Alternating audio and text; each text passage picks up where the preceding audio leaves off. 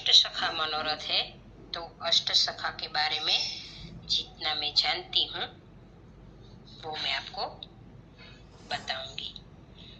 तो श्री गोसाई जी श्री विठलनाथ जी ने श्रीनाथ जी की 8 भक्तियों में उनकी लीला भावना के अनुसार समय और ऋतु के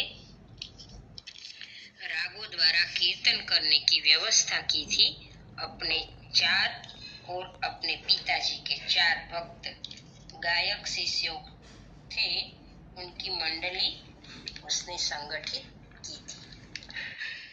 तो उस मंडली के 8 महानुभाव यानी कि अष्टसखा श्रीनाथ जी के परम भक्त यानी कि प्रभु के नजदीक ही थे। वे अपने समय में पुष्टि संप्रदाय के सर्वश्रेष्ठ संगीतज्ञ, गायक और कवि भी थे।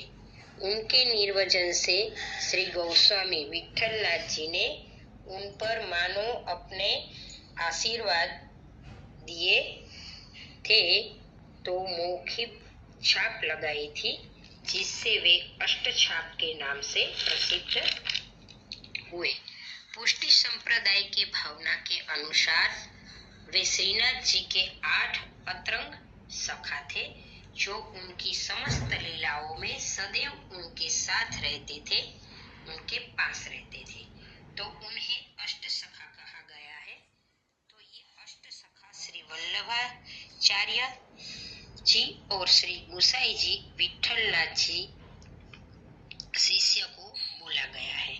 श्री वल्लभाचार्य के शिष्य जैसे कि कुंभन दास जी, सूरदास जी, परमानंद दास जी और श्री गोसाई जी।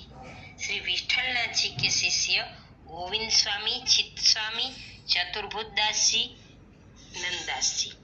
आचार्य श्री के समय में श्रीनाथ जी के नियमित प्रथम कीर्तनकार सूरदास जी थे। बाद में परमानंद दास भी नियमित सहयोग देने लगे थे और कुंभनदास, सूरदास वो पहले से ही कीर्तन करते थे, किंतु गृहस्थी में वो समय नहीं दे पाए।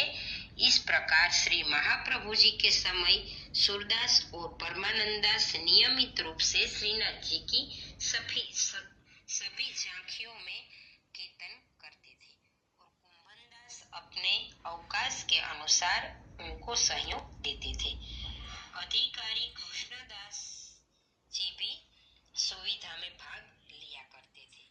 तो श्री विठलनाथ जी ने अपने समय में श्रीनाथ जी की कीर्तन प्रणालिका को व्यवस्थित और विस्तृत किया था।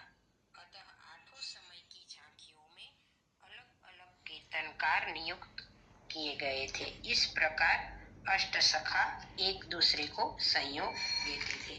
तो इस प्रकार अष्टसखा की जानकारी मैंने आपको दी।